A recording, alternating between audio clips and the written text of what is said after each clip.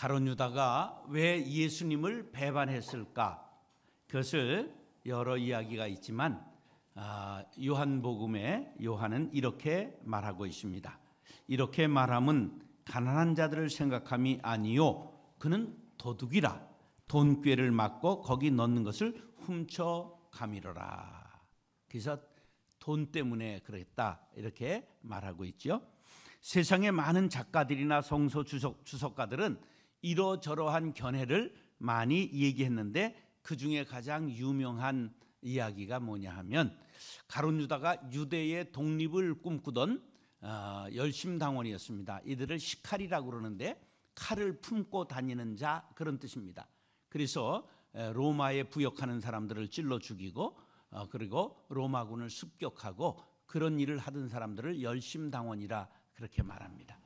그래서 예수님의 제자가 된 까닭은 예수님이 기적을 일으키시고 예수님이 이제 많은 사람들을 끌고 가니까 예수님이 어느 때는 이 혁명 봉기를 일으킬 때 예수님을 통하여 독립을 쟁취하기 위하여 이제 가룟 유다가 예수님을 따라다녔는데 예수님께서 하실 일은 안 하고 자꾸만 병자들을 치료하시고 복음을 전하고 하늘나라의 복음을 전하니까 이게 잘못됐다. 그래서 예수님을 이제 팔아넘기면 그때 예수님이 능력을 발휘해 가지고 독립을 쟁취하지 아니하실까? 그리고 예수님을 팔았다고 하는 거죠.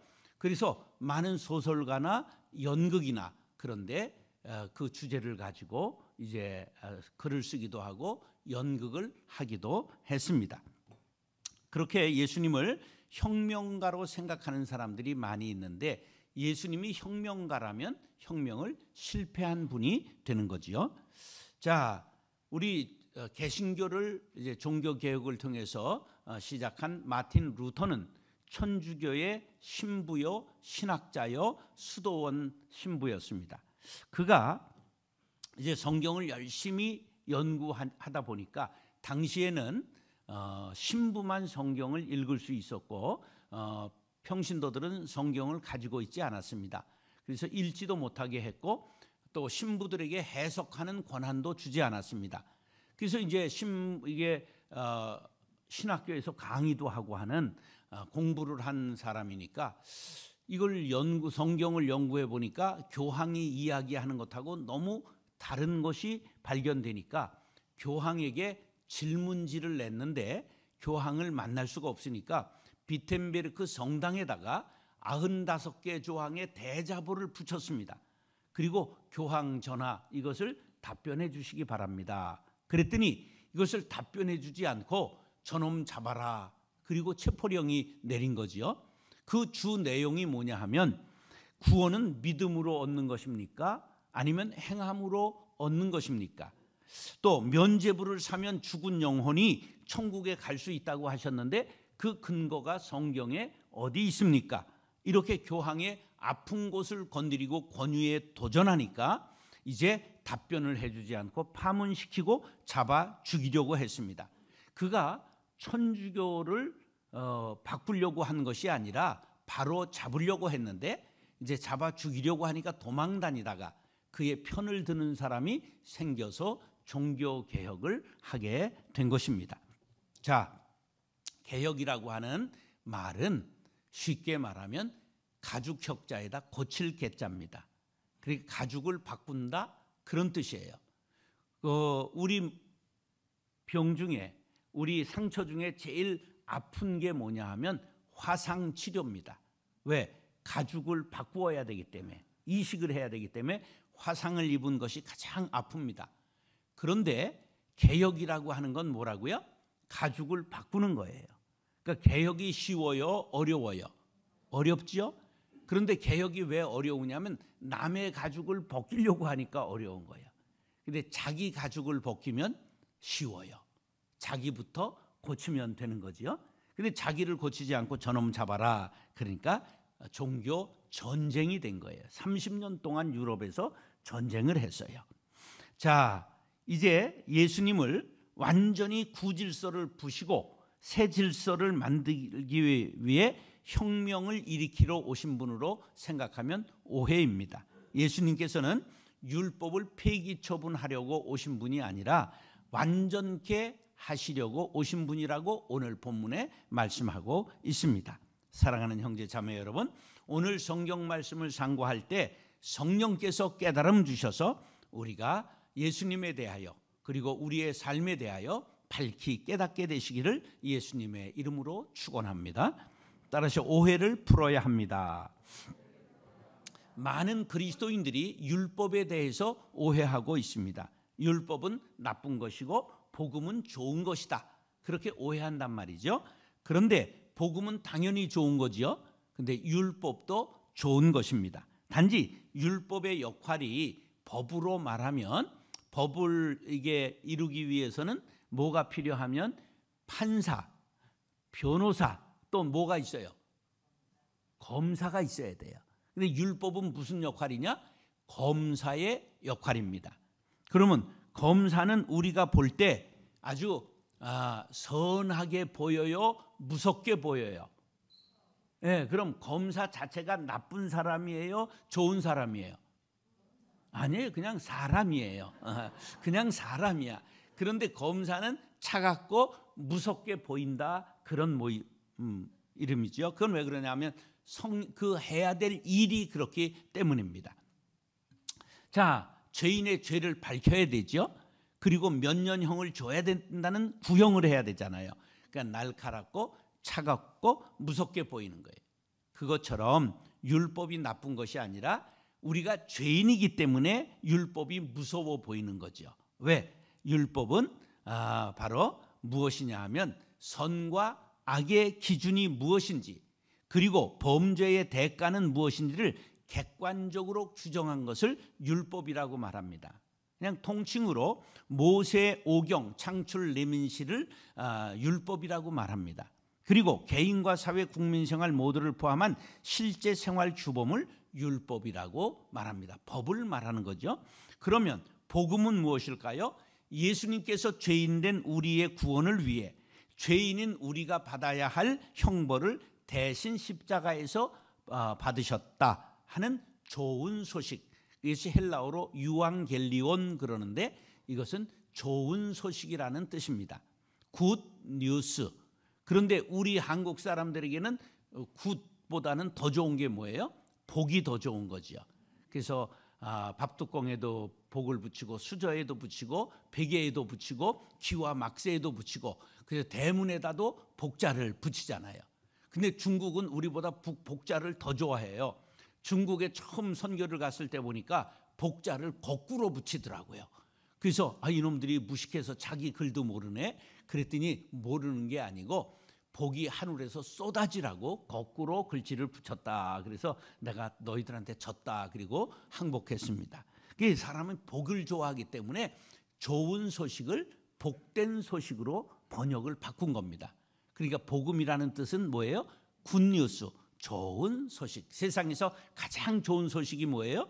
나를 위해서 하나님이신 예수님께서 십자가를 대신 져 주셨다. 그것이 바로 가장 좋은 소식이라 그런 뜻이죠. 그런데 구약과 신약의 중심은 예수님이에요. 그래서 구약과 신약은, 구약은 오실 예수님, 신약은 오신 예수님, 요한계시록은 다시 오실 예수님을 말씀하고 있는데 셋 다 무엇을 말하고 있어요? 예수님이 주인공인 거죠. 그래서 성경은 무엇을 얘기를 하는 거다?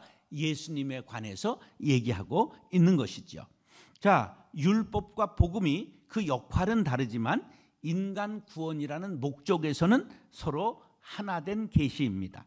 고로 성경에서 어떤 경우에는 율법에 대해 긍정적인 측면을 이야기하고 때로는 부정적인 측면을 이야기하는데 이것은 상호 모순이 아니라 율법 자체가 가지고 있는 동전의 양면과 같이 두 면을 가지고 있다, 그런 것이죠. 그렇기 때문에 우리가 성경을 볼 때 통시적으로 봐야 돼. 함께 봐야 된다. 한 면만 보면 안 되고 양면을 다 보아야 한다, 그러한 거죠. 그런데 예수님께서 오셔서 복음을 전하자 예수님께서 율법을 폐하러 오신 분이다, 그렇게 세상 사람들이 오해를 했다, 그런 말이에요. 그것을 아신 예수님께서 오늘 17절, 18절에서 이와 같이 말씀하십니다. 시작. 내가 율법이나 선지자를 폐하러 온 줄로 생각하지 말라. 폐하러 온 것이 아니요 완전하게 하려 함이라. 진실로 너희에게 이르노니 천지가 없어지기 전에는 율법의 1.1획도 결코 없어지지 아니하고 다 이루리라. 자, 예수님이 혁명가로 오셔서 율법과 선지자로 대변되는 구약을 파괴하기 위해서 오신 분이 아니라 율법의 정신을 계승하고 완성하고 승화시키기 위해 오셨다고 본인이 자신의 임무를 밝히셨습니다. 하나님의 계시는 한 번에 딱 이루어지는 게 아니라 점진성이 있습니다. 율법에서 복음으로 점진적으로 나아가는 것입니다. 한번 따라하세요. 율법 없이는 복음 없다. 예, 율법이 우리들의 죄를 가르쳐 주기 때문에 우리들에게 복음이 필요합니다. 이런 깨달음을 갖게 되는 거예요. 그래서 율법 없이는 복음이 없는 거지요. 그래서 예수님은 율법의 부족한 부분을 완전케 하려 오셨다고 오늘 본문에서 얘기해요. 완전케 하다. 이건 플레레오, 그렇게 플레레오, 그런데 플레로오 이러네요. 그것은 채운다는 뜻입니다. 충만케 한다. 성령 충만, 은혜 충만할 때 이 충만이라는 단어가 뭐냐? 플레로, 그렇게 말합니다. 예수님께서 율법에 대해 우리가 온전히 알기를 원하십니다. 자, 우리가 어떤 율법에 오해를 하고 있는 사람들이 있느냐 하면 구약은 더 이상 필요 없다. 예수님이 오신 이후에 구약은 필요 없다. 이것을 율법 폐기론자라고 말합니다. 이것은 오해지요. 구약 없이는 신약이 없습니다. 신약이 중요하고 구약이 덜 중요한 게 아니라 구약은 바로 신약을 증명하기 위해서 필요합니다. 따라서 구약 없이 신약 없다. 왜? 구약을 근거로 해서 신약이 하나님의 계시라는 것을 증명할 수 있기 때문입니다. 그래서 혹시라도 구약 폐기론을 얘기하는 사람이 있으면 이분이 틀린 사람이다. 그렇게 아셔야 한다는 거죠. 두 번째는 율법은 악한 것이며 신약시대 구원받은 성도에게 더 이상 필요 없다. 이건 오해예요. 율법의 역할이 인간의 죄를 깨닫도록 정죄하는 것이 분명하지만 그것은 인간의 구원의 필요성을 자각하게 하기 위하여 꼭 필요한 것이에요. 구원의 목적상 율법이 필요하다. 율법이 악한 것이 아니라 율법을 범하는 우리 인간이 악한 것입니다. 신약시대에 이르러 복음이 최종 계시가 되었습니다. 그러나 율법은 여전히 선한 행위의 기준으로 필요합니다. 로마서 7장 7절이 이것을 말씀합니다. 시작. 그런즉 우리가 무슨 말을 하리요? 율법이 죄냐? 그럴 수 없느니라. 율법으로 말미암지 않고는 내가 죄를 알지 못하였으니 곧 율법이 탐내지 말라 하지 아니하였더라면 내가 탐심을 알지 못하였으리라. 인간이 율법을 지켜서 구원을 받는 것은 아니지만 은혜로 구원 얻은 사람은 은혜에 더욱 감사하면서 율법을 지키는 사람이 된다. 그러한 뜻이죠. 이제 복음적 그리스도인들은 율법은 구원에 불필요하다는 오해를 풀어야 합니다. 율법은 인간의 죄를 깨닫게 해주고 구원자를 찾게 만들어주는 중요한 역할을 합니다. 또한 구원받은 자들의 생활을 거룩하고 경건하게 인도하는 역할을 합니다. 그래서 옛날 성경에 갈라디아서 3장 24절에 율법을 무슨 선생이라고 그랬을까요? 몽학 선생이라고 말했어요. 지금은 뭐라고 번역했어요? 초등교사라고 그랬어요. 몽학 선생은 뭐냐 하면 로마 그리스에는 노예를 많이 뒀어요. 로마 시민만큼 노예가 있었습니다. 그러니까 부잣집에는 100명도 노예를 거느리고 있었다, 그런 말이에요. 그런데 그 노예 중에 그 대갓집의 도련님을 유치원에 데려다 주는 선생을 뭐라고 그랬을까? 몽학 선생이라고 말한 거예요. 근데 그것을 그런 제도가 지금 없으니까 번역하면서 지금은 초등교사라고 번역을 한 거예요. 자, 갈라디아서 3장 24절 시작. 이같이 율법이 우리를 그리스도께로 인도하는 초등교사가 되어 우리로 하여금 믿음으로 말미암아 의롭다함을 얻게 하려 함이라. 율법의 역할이 뭐라고요? 우리를 죄를 깨닫게 해서 하나님께, 예수님께 나아가게 해주는 초등교사의 역할을 하고 있다, 그런 뜻입니다. 사랑하는 형제 자매 여러분, 율법에 대한 오해를 풀고 구원의 은혜를 감사하면서 은혜를 잘 지켜 덕을 세우고 경건한 생활로 거룩한 영향력을 세상 사람들 앞에 지키며 살아가는 우리 모두가 될 수 있기를 예수님의 이름으로 축원합니다. 따라서 본을 보이며 가르쳐야 합니다. 유대인들이 율법이라고 말할 때 네 가지 범주의 내용을 말할 수 있어요. 10계명을 율법이라고 했습니다. 두 번째는 모세 오경, 창출, 레민신 5권을 율법이라고도 했습니다. 구약 성경 전체를 율법과 예언이라고 말했습니다. 그 다음에 서기관들의 구전 율법을 율법이라고 했습니다. 그런데 예수님 당시의 율법이라고 하면 서기관들이 이제 만들어낸 율법을 율법이라고 지키고 있었습니다.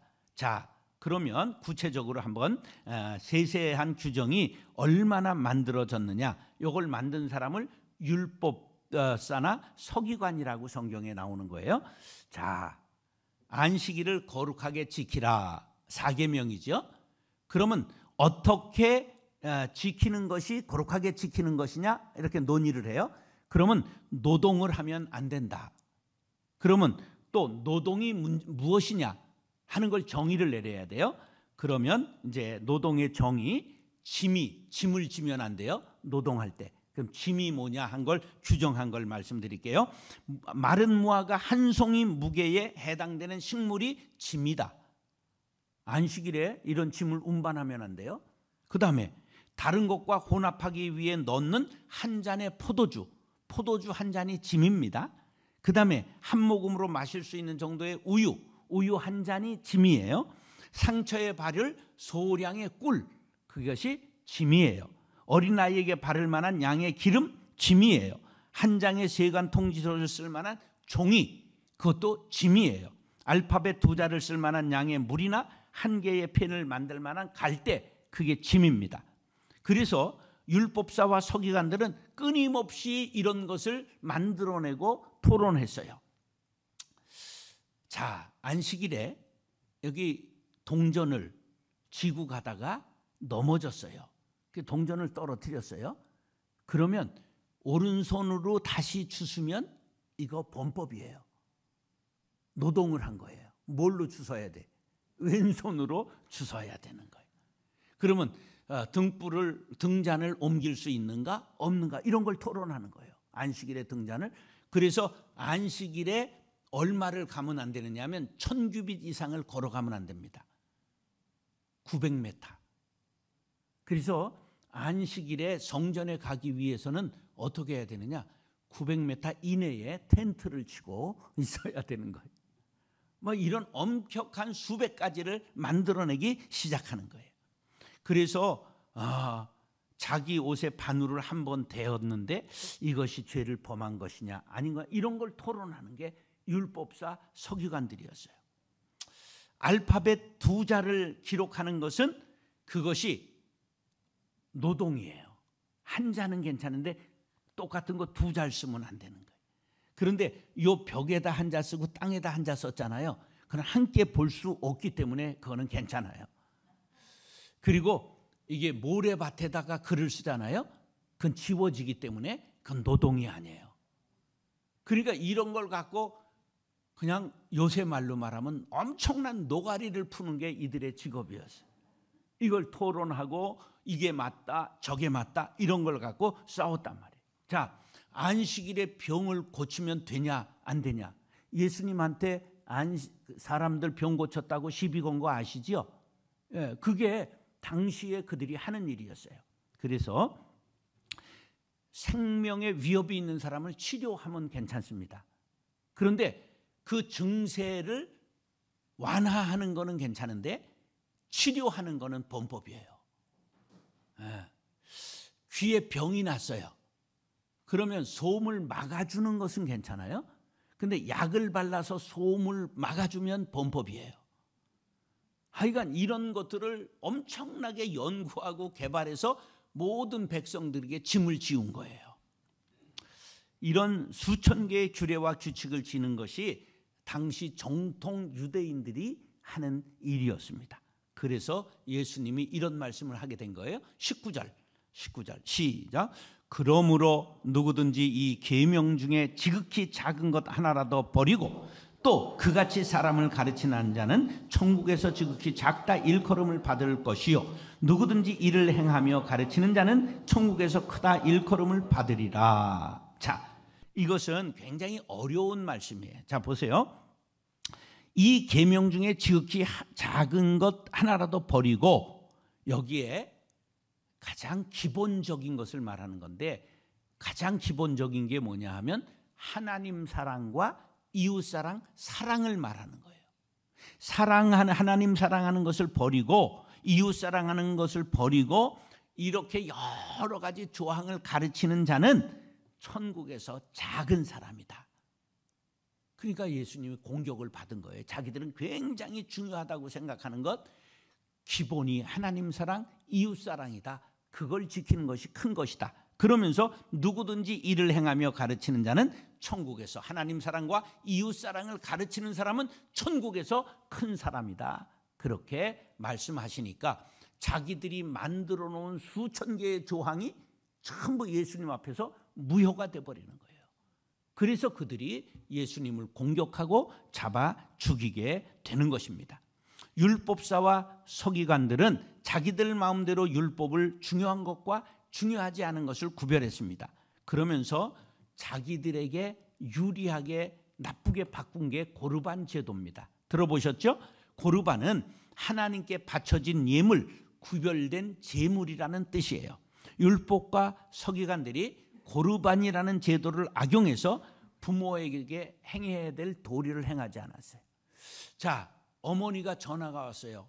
너 왜 어버이날인데도 오지 않으냐? 그러니까 그 아들이 엄마 고르반 했어. 그러면 엄마가 더 이상 말하면 하나님께 죄를 짓는 거예요. 고르반이 뭐라고요? 엄마에게 드릴 용돈 누구에게 줬다고요? 하나님 앞에 드렸어. 잔소리하지 말어. 이런 뜻이야. 고르반이라는 게. 자, 마가복음 7장 11절로 13절 시작.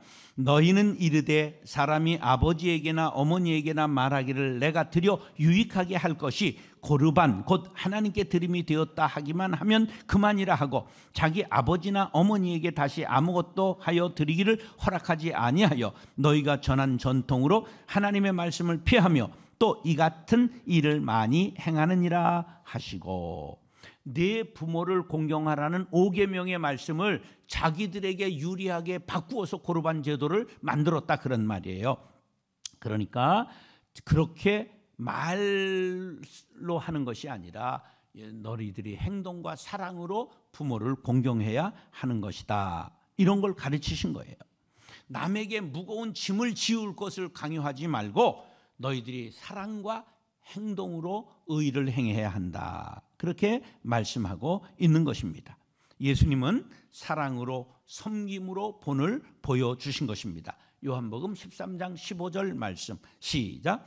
내가 너희에게 행한 것 같이 너희도 행하게 하려 하여 본을 보였노라. 사랑하는 형제 자매 여러분, 예수님 본을 보이시며 가르치신 대로 우리들도 말씀을 실천하며 이 땅에서 사랑의 사도로 살아갈 수 있게 되기를 예수님의 이름으로 축원합니다.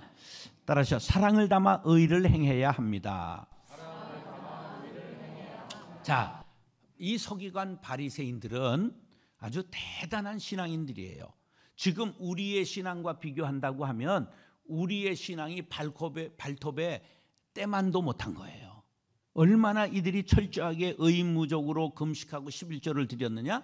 누가복음 18장 12절 시작. 나는 일해에 2번씩 금식하고 소득의 11조를 드리나이다. 자, 지금 일주일에 이틀 금식하는 사람 손 들어보세요. 어렵죠. 어쩌다 한 번은 할 수 있지만 이들은 늘상 일주일에 2번 금식했다는 거예요. 뿐만 아니라 소득의 11조를 드렸어요. 소득의 11조를 드렸다는 말이 뭐냐? 월급의 11조 드렸다는 것뿐만 아니라 자, 마태복음 23장 23절 시작. 화 있을진저 외식하는 서기관들과 바리새인들이여, 너희가 박하와 회양과 근체의 11조는 들이되 율법에 더 중한 바 정의와 긍휼과 믿음은 버렸도다. 그러나 이것도 행하고 저것도 버리지 말아야 할지니라. 박하와 회양과 근체는 뭘 뜻하느냐 하면, 우리나라식으로 하면 텃밭에 심어놓은 상추, 쑥갓. 지금 또 뭐 심어 놓으셨어요? 예? 그 방울토마토 혹시 심어 놓으셨어요? 예, 제가 그런 거 지금 산속에 심어 놓고 있는데 텃밭에 한 3평 이렇게 심어 놓고 있어요. 야, 일주일이 되면요 상추 정신없이 자랍니다. 예, 상추 한 10포기만 심어 놓으면요 엄청나게 먹어야 돼요. 예, 너무 잘 자라잖아요. 그런데 여러분들 상추 쑥갓 심어 놓고 그거 11조 드려본 분 있으면 손 들어보세요. 이 사람들이 상추, 쑥갓 이런 것들이요 전부 11조 드렸던 거예요. 그러니까 철저한 신앙생활을 했어요. 박하와 회양과 근체, 이것은 바로 향신료, 우리로 말하면 그 쑥갓, 상추 이런 것이 11조 드렸다는 거예요. 그런데 왜 예수님께 칭찬 대신 책망을 받으셨을까 하셨을까? 그것은 근본 정신인 사랑, 공의, 긍휼, 믿음을 담지 못했고 법만 지키는 데 초점을 두다 보니까 남을 정죄한 거예요. 율법을 지키는 것 중요합니다. 더 중요한 건 사랑이에요. 정의예요. 긍휼이에요. 믿음이라 그런 말이에요. 20절 시작. 내가 너희에게 이르노니 너희 의가 서기관보다 바리새인보다 더 낫지 못하면 결코 천국에 들어가지 못하리라. 그러니까 예수님의 말씀이 무서운 거예요. 우리가 서기관과 바리새인만큼 신앙생활을 해야 된다는 거예요. 그런데 거기에다 뭐까지 담아야 돼요? 사랑까지도 담아야 된다는 거예요. 그들이 왜 책망받았어요? 신앙생활 철저히 했는데 사랑을 담지 않았던 거예요. 그래서 너희들 그렇게 열심히 하는 신앙생활에 반드시 뭘 담아라? 사랑을 담으라고 말한 거예요. 그래서 우리 성경 정신 전체의 엑기스, 예수님 정신 전체의 엑기스가 뭐냐? 마태복음 22장에 바로 10계명을 2계명으로 요약한 2계명입니다. 마태복음 22장 37절로 40절 시작. 예수께서 이르시되 내 마음을 다하고 목숨을 다하고 뜻을 다하여 주 너의 하나님을 사랑하라 하셨으니 이것이 크고 첫째 되는 계명이요 둘째도 그와 같으니 내 이웃을 내 자신같이 사랑하라 하셨으니 이 2계명이 온 율법과 선지자의 강령이니라. 자, 율법과 선지자는 뭐를 말해요? 구약 전체를 뜻하는 거예요. 구약 전체를 2가지로 요약해라. 뭐라고요? 하나님 사랑과 이웃 사랑 2계명으로 끝나는 거예요. 자, 하나님을 사랑한다는 건 하나님을 어떻게 한다는 거예요? 경외한다는 거예요. 하나님을 사랑하는 동시에 두려워할 줄 아는 거. 외자는 두려워할 외자예요. 근데 사람들은 외자를 참의 외자로 생각해. 그러면 안 돼요. 하나님은 존경하고 공경하는 만큼 두려워해야 돼요. 왜? 사랑과 우리 하나님은 우리를 벌하실 수 있는 공의의 하나님이시기 때문에 그런 거죠. 자, 그러면 부모님을 사랑한다는 건 뭐예요? 공경하는 거예요. 그건 구체적으로 용돈 드리는 거예요. 구체적으로 마음을 편안하게 살피는 거예요. 자, 선생님을 사랑한다는 건 뭐예요? 존경하는 거예요. 그러면 자녀를 사랑하는 건 뭐죠? 잘 돌보는 거예요. 형제를 사랑하는 걸 뭐라 그러죠? 우애한다고 그러죠? 가난한 이를 사랑하는 걸 뭐예요? 구체적으로 구제하는 거예요. 그리고 병든 자를 사랑하는 건 긍휼히 여기는 거지요. 이렇게 사랑은 대상에 따라 모습이 달라집니다. 그러므로 대상에 따라 각각 다른 사랑을 담고 의를 행하지 않고는 우리들이 바리새인 될 수밖에 없어요. 자, 퀴즈 낼게요. 교회에 싸움이 난다. 그러면 새벽 기도하는 사람이 싸울까? 새벽 기도하지 않는 사람이 싸울까? 응? 그 답이 좀 어려워요? 그러면 이제 애를 길러 보셨으니까 애기 중에 잠을 잘 자는 애가 순해요? 잠을 안 자는 애가 순해요? 예, 그러면 새벽 기도하는 사람이 잠을 많이 자요? 새벽 기도 안 하는 사람이 잠을 많이 자요? 그럼 누가 순해요? 예, 우리가 신앙생활 잘한다는 것이 싸나워질 수 있다는 걸 알아야 돼요. 우리가 신앙생활 잘하는 것이 남을 지적질하는, 정죄하는 사람이 될 수 있다는 걸 알아야 돼요. 그러니까 신앙생활 하지 말라는 거예요? 잘하는 동시에 뭐를 담으라는 거예요? 사랑을 더하라는 거예요. 그 없으면 아무 소용없어요. 천사의 말을 하는 사람도 사랑 없으면 소용이 없고, 심오한 진리 깨달은 자도 울리는 징과 같네. 하나님 말씀 전한다 해도 그 무슨 소용 있나. 사랑 없으면 소용이 없고 아무것도 아닙니다. 오늘 우리는 서기관과 바리새인의 의를 나에게 한번 적용시켜 봐야 합니다. 나는 과연 서기관과 바리새인들만큼 신앙생활에 열정이 있나? 자신들이 자신을 돌이켜 보시기 바랍니다. 그 다음에 내 신앙은 조금 열심히 있는 동시에 남을 비난하고 정죄하고 있지는 않은가? 자신을 돌이켜 보아야 합니다. 그리고 내 신앙이 형식적이고 외적인 것에 치중하다가 영적인 빈곤에 허덕이고 근본적인 사랑이 결핍되어 남을 책망하다가 예수님께 책망받을 수준의 신앙은 아닌가? 자신을 돌이켜 보아야 합니다. 서기관이나 바리새인이나 지도자여 지식인이요 철저한 신앙인이었습니다. 그럼에도 불구하고 근본적으로 하나님의 뜻을 구하지 아니했기 때문에 예수님의 질책의 대상이 되고 빗나간 신앙인의 대명사가 된 안타까운 사람들입니다. 우리가 신앙생활 잘하는 것이 세상 사람들이 볼 때 일그러진 사람이 되고 비뚤어진 사람이 되고 고집스러운 사람이 된다면 우리의 신앙이 무슨 소용이 있겠습니까? 자신이 그렇지 않은가 돌이켜보고 내가 하는 말과 행동에는 사랑이 담겨 있는가? 오늘부터 우리는 나의 생각과 행동과 말에 사랑을 한 움큼씩 더할 수 있는 사랑의 사도들이 될 수 있기를 간절히 바랍니다.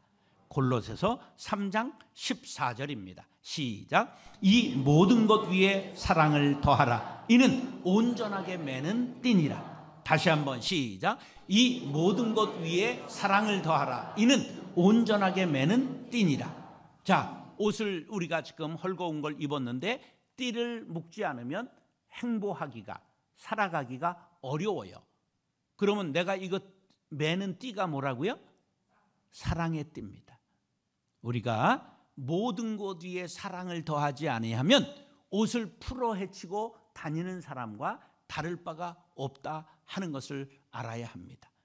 사랑하는 형제 자매 여러분, 나의 사랑의 띠가 풀어지지는 아니했는가? 자신을 돌아보시기 바랍니다. 사랑의 띠로 허리를 동이고 하나님의 뜻을 온전히 행하는 바리새인의 의보다 더한 사랑의 사람들이 될 수 있기를 예수님의 이름으로 축원합니다. 따라서 완전케 하시는 분, 오해를 풀어야 합니다. 본을 보이며 가르쳐야 합니다. 사랑을 담아 의를 행해야 합니다. 기도하겠습니다.